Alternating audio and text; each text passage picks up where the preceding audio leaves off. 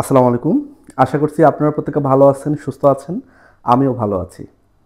আমি সরকারি একটা প্রজেক্টের জন্য রাজশাহী এবং চাঁপাইনবাবগঞ্জ জেলার বিভিন্ন খামার ভিজিট করি ৫ এবং ৬ জুলাই। মূলত আমি ৫৪টা খামারে যাই এবং সেখানে গিয়ে কিছু জিনিস পর্যবেক্ষণ করি এবং সে জিনিসগুলো আমি আজকে আপনাদের সাথে শেয়ার করতেছি।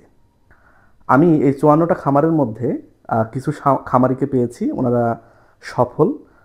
কিছু খামারিকে দেখছি যে ওনাদের কিন্তু অবস্থা খুব খারাপ। অনেকেই ব্যবসা গুটিয়ে ফেলছেন প্রায় শেষের দিকে।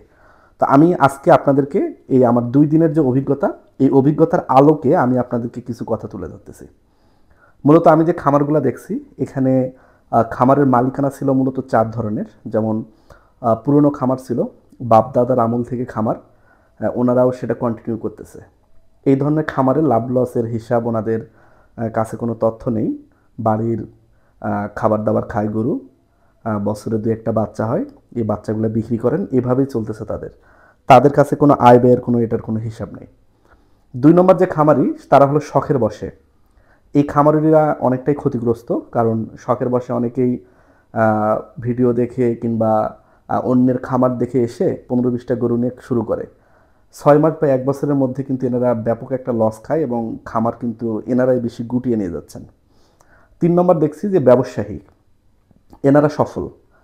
ব্যবসার জন্য অনেক বড় পরিসরে খামার দেয় এবং খামারের লোক রাখছেন, নিয়মিত পরিচর্যা করেন এবং এদেরকে আমি ব্যর্থ দেখিনি।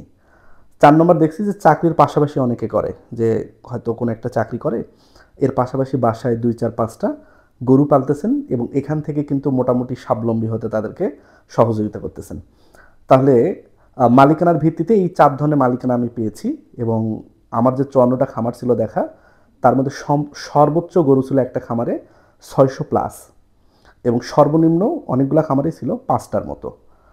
তো এই যে ৫৪টা খামারের মধ্যে ১১টা খামারে কোনো প্রকার গরু মরে নাই বা বাছুর মরে নাই কিংবা ডেলিভারির সময়ও কোনো প্রবলেম হয়নি খুব একটা। কিছু হয়েছে, ওরা তৎক্ষণাৎ সেটা সলভ করছে, কিন্তু মরে নেই। কিন্তু বাকি যে ৪৩টা খামার ছিল সেখানে কিন্তু কম বেশি কিন্তু গরু মারা গেছে। আর রোগবালাই যদি আমি কথা বলি তাহলে সবথেকে বেশি ইফেক্ট করছে ডেইরি খামারে ম্যাস্টাইটিস। প্রতিটা খামারেই ম্যাস্টাইটিসের কেস আছে। ৫৪টা খামারের ৫৪টাতেই ম্যাস্টাইটিসের কেস আছে, এলএসডির কেস আছে, এফএমডির কেস আছে। এই ৩টা কমন।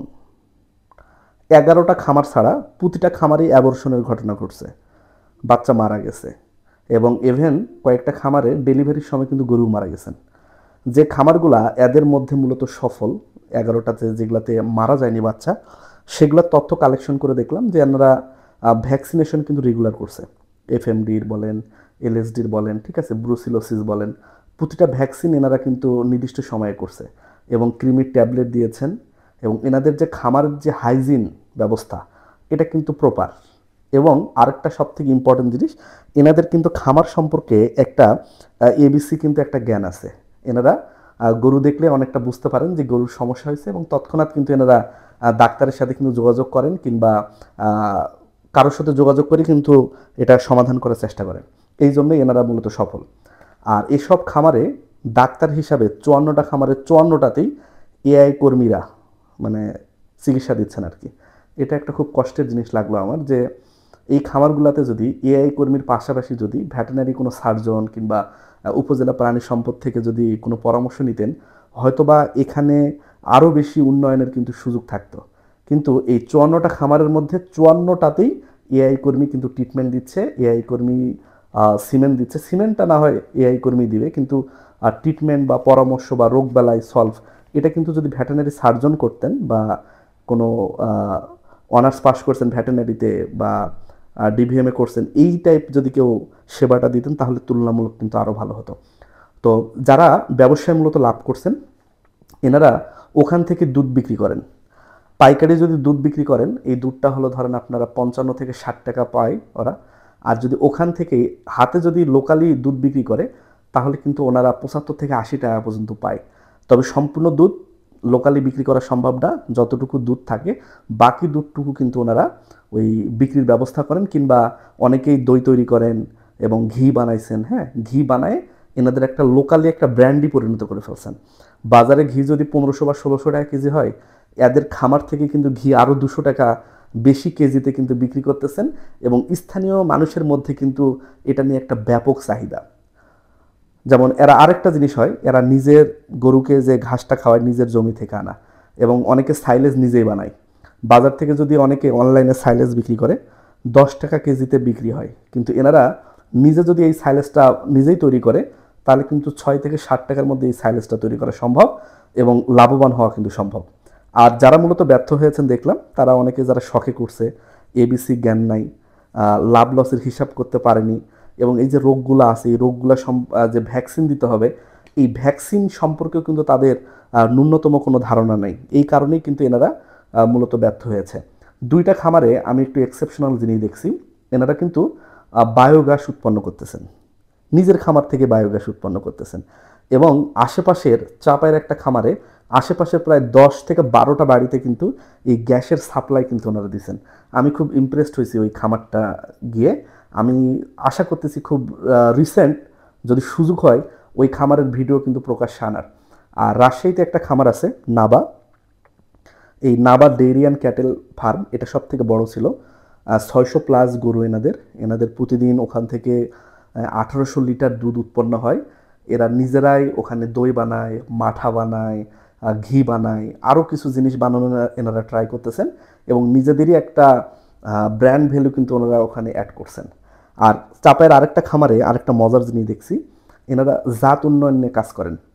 একটা খামারে 86টা গরু ছিল, এর মধ্যে লাস্ট 2 মাসে 27টা গরু কিন্তু ডেলিভারি হয়েছে, মানে বাচ্চা দিছে। এই 27টা বাচ্চাই কিন্তু ছেলে বাচ্চা।